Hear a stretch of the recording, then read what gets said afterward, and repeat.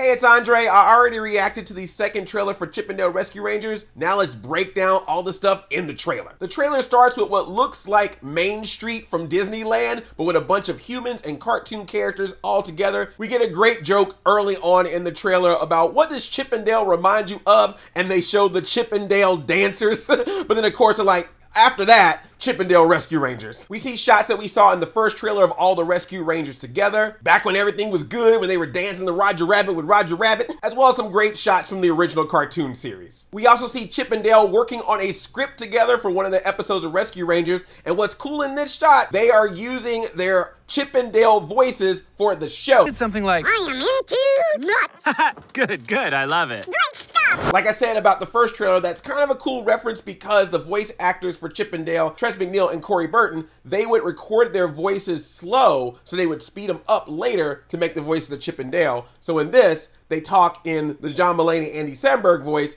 but then when they're doing Chip and Dale for the show, they go into their chipmunk voices. It's a deep cut reference.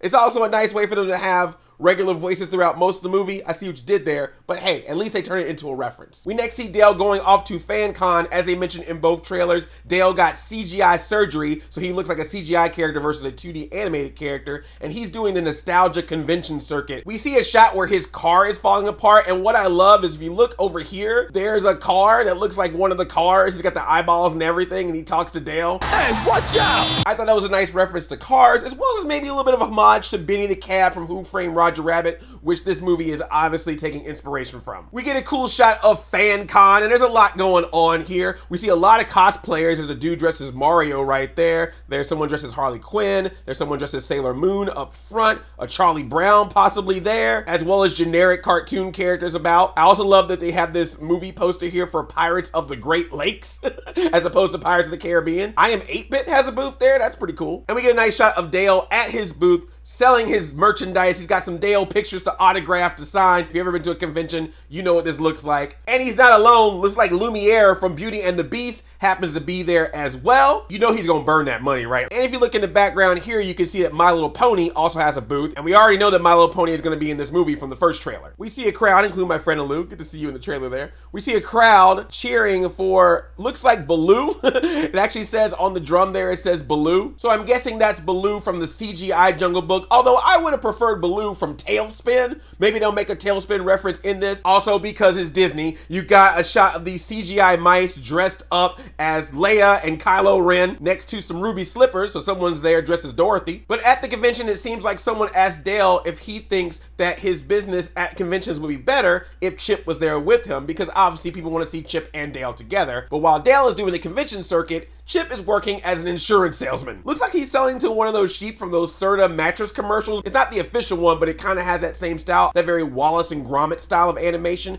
Just a reminder that there's going to be different types of animation throughout this. I just love the fact that Chip has a regular sized dog. That's just cute to me. Chip gets a voicemail on his landline. He doesn't like that. A message on my landline.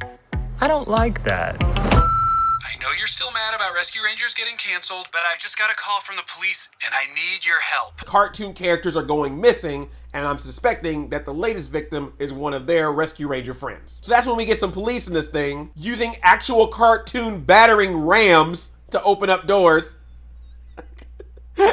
I love this. Looks like we're gonna have two police officers in this, a human cop and a literal gumshoe. He's claymation style, very much inspired by Gumby. Definitely has that Gumby vibe. He's Gumby, damn it! So the police mentioned that 6 toons have gone missing over the past month. And it looks like the most recent kidnapping was of a Rescue Ranger. Now, I thought it was Gadget, but looking at this scene, this looks very similar to the location where Chip and Dale were meeting with Monterey Jack in the first trailer. So it might be possible that Monterey Jack is the one that is taken, not Gadget. We'll find out when we see the movie. Then we get this wall of all these cartoon characters. We got Flounder there, we got Tweedledee and Tweedledum, but it looks like one of them has one of the faces of one of the mice from Cinderella. We got this random character that's just a cross of a bunch of different type of things. He looks like he's Felix the Cat, but with Pink Panther features. And then you got Grumpy from the Seven Dwarfs, but what's oh, sorry, that's Sneezy. And then you got Sneezy from the Seven Dwarfs. There also seems to be some title there, Faux Studios. And if you look at all the pictures, it looks like that they have different markings for different parts on the different cartoon characters, and that's going to be important for another part later in this trailer. We also see poor Flounder is taken. No, Flounder, no! flounder from The Little Mermaid is taken. Also, why is he not in water?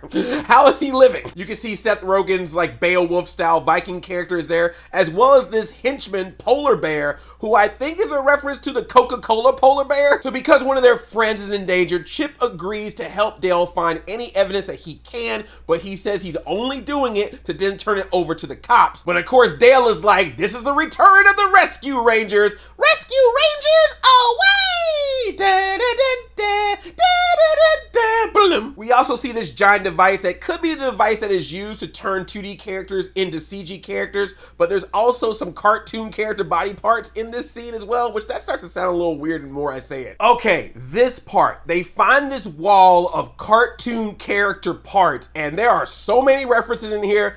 I'm probably gonna miss some, so if I miss any, please let me know, but let's break this down. Keyblade! We got a freaking Keyblade up in here from Kingdom Hearts. Okay, this is where it gets wild. That looks like that's Ickis's mouth. You remember Ickis from Real Monsters? That looks like his mouth, and down here looks like that's one of his ears, and then right here, this looks like Jimmy Neutron's hair. So are we gonna have Nickelodeon characters up in this? Legally okay, because they're not the full characters, they're able to get away with it, but that would be really cool if they were able to work out something with Nickelodeon where there's Nicktoons in this too, because obviously Nicktoons were really big in the 90s at the same time as the Rescue Rangers were out. We also got a Smurf cap! Come on, baby! The Smurfs are up in here! This looks like it's from Dragon Ball Z right there. This looks like Garfield's tail.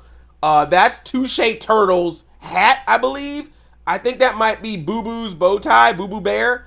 There's someone's umbrella is over here, someone's parasol. Penelope Pitstop, maybe? I don't know. This definitely looks like a Hanna-Barbera face right there. That's a Hanna-Barbera face of some kind. That looks like a nose that might be one of the Cinderella mice noses. Right here is a mustache. I'm guessing that's Monterey Jack's mustache. I'm just gonna say that's Pikachu's tail right there. That's a Disney character gloved hand. Could be Mickey Mouse, could be Goofy. I don't know what this green ear is, but I'm just gonna say it's a gremlin. I don't think it's a gremlin, but I'm gonna say it is. This looks like Rocky's cap. Rocky the Flying Squirrel from Rocky and Bullwinkle. Got another bow tie here, another Hanna-Barbera classic. Oh, this is Pink Panther's mouth right here, I believe. That looks like Pink Panther's snout. That might be Samurai Jack's sword. And is that number 5's cap from Codename Kids Next Door? Are we getting Cartoon Network characters in this? So just a wall of different cartoon character parts, clearly part of the plot. And if you notice, Chip has this weird like hole on him, almost looks like those holes from Roger Rabbit that you can put your hand in, but his ear is gone. So I'm thinking maybe whoever the bad guy is in this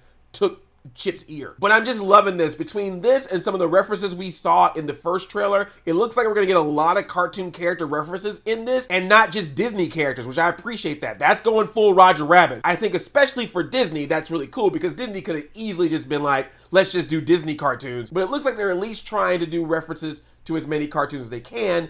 We'll just see if they're done officially or light reference that we can legally get away with. Again, loving this gumshoe with the Gumby style animation. I love that he literally shaves off a fingerprint from his hand. That's so neat. We get another shot of the Ranger plane. It looks like that's Gadget flying it. So Gadget is around. He's Zipper beside them. And this is just when things get weird. I don't know what is going on here. Cartoon character Peter Pan, who definitely grew up and not too well. Maybe he's growing up and he's trying to figure out some way to get young again. Now that could be Peter Pan or one of the villains in this story dressed up as Peter Pan, but I love that he's Peter Pan and he's talking like this. Use guys. We get this hilarious bit where the Rescue Rangers are fighting the Seth Rogen Beowulf Viking. They knock him down. He lands on a Lion King booth and comes face to face with Pumbaa, also voiced by Seth Rogen. So it's Seth Rogen talking to Seth Rogen. What are you looking at? Honestly, your weird dead eyes. And I love that the CGI Pumbaa is talking about the CGI Seth Rogen Viking and his dead eyes. We have officially entered the Rogenverse. There's another shot of this henchman bear. I swear that's the Coca-Cola bear. Like, they're not gonna call him the Coca-Cola bear, but that's clearly who he is. We get a couple of random action scenes, including that giant monster that's made of a bunch of different cartoon character parts. That thing is a beast with that Wreck-It Ralph arm. And I absolutely love that they reference the other popular Chipmunks. Love that the Peter Panish character is all like, I'm personally an Alvin the Chipmunks man myself. I was always more of an Alvin and the Chipmunks person. You monster. That's great. We get a funny bit at the end of them talking at the same time. That was kind of a thing that Chip and Dale did every once in a while, more so in their old cartoons and maybe in Rescue Rangers, but I thought it was nice they did that. But of course, Dale messes it up at the end. Super cute. And of course, celebrity voice cast. But at least the actual voice of Chip and Dale get heard at one point in this thing. This is coming out May 20th on Disney Plus, although, I don't know, man. Everything I'm seeing about this movie, I'm kind of like, man, I wish this was coming out in theaters. Could have gotten the nostalgia crowd to come out to the theaters and just have some fun pointing at all these references, but it's coming to streaming. We can all watch it together from our homes. I'm just super excited for this movie and I can't wait to see it.